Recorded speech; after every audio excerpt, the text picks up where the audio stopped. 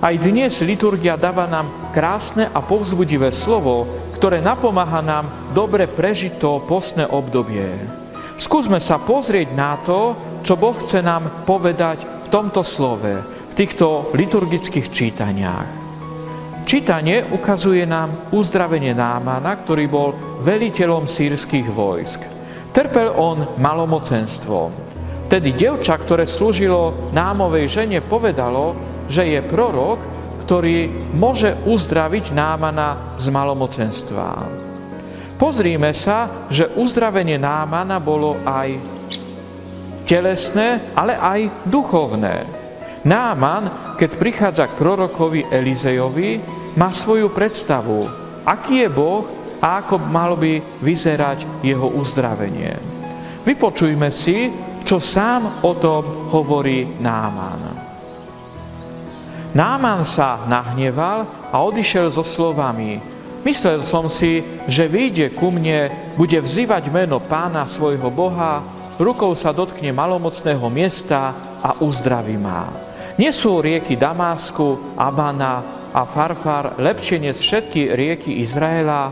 Nemôžem sa v nich okúpať a očistiť?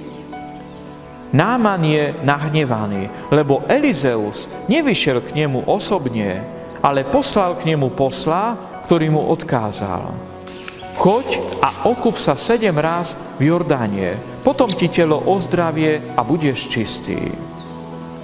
Aký bol ďalší príbeh? Počúvajme. Obratil sa s hnevom a odchádzal. Tu pristúpili k nemu jeho sluhovia a povedali mu: Keby ti prorok rozkázal veľkú vec, iste by si to urobil. O čo skôr tak urob, keď ti povedal: okúp sa a budeš čistý.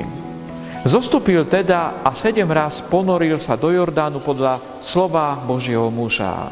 A jeho telo sa obnovilo ako telo malého dieťaťa a bol čistý. Náman nakoniec urobil to, čo mu povedal Elizeus, a bol uzdravený od malomocenstva. Jeho uzdravenie, tak ako sme povedali, bolo aj duchovné. Započúvajme sa ďalej. Potom sa s celým sprievodom vrátil k Božiemu mužovi, zastal pred ním a povedal: Teraz viem, že na celej zemi niet Boha, iba Izraeli. Autor nám jasne ukazuje, že nebolo uzdravené len jeho telo, ale bola uzdravená aj Námova duša, Námové srdce. Spoznal on, že jediným Bohom je Jahvé a že len jemu chce slúžiť. A dokonca v 17. verši čítame o Námovom rozhodnutí.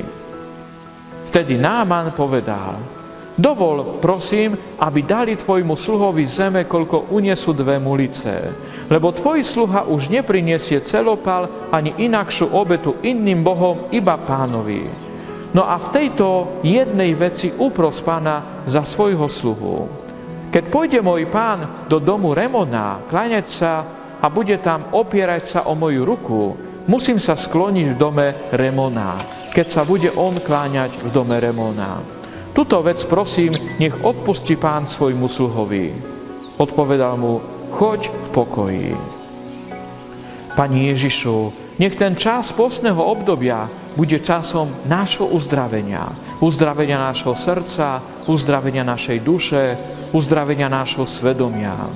Aby sme boli ako ten krásny chrám, v ktorom bude žiariť svetlo posvedzujúcej milosti a v ktorom Ty budeš s radosťou prebývať. Daj, nech to postné obdobie privede nás k takému rozhodnutiu, aké urobil aj Náman. Že aj my s radosťou chceme slúžiť len Tebe a nikomu inému. Že Ty budeš v našom živote na prvom mieste. Aj my, Pani Ježišu, spolu so žalmistom chceme vyznávať: Ako jeleň dychti za vodou z prameňa, tak moja duša, Bože, túži za Tebou. Po Bohu žízni moja duša, po Bohu živom. Kedyže už prídem k Nemu a uzriem Božiu tvár. Nech vás žehná všemovúci Boh, Otec i Syn i Duch Svätý. Amen. Prajem vám požehnaný a krásny čas a pozývam vás aj zajtra.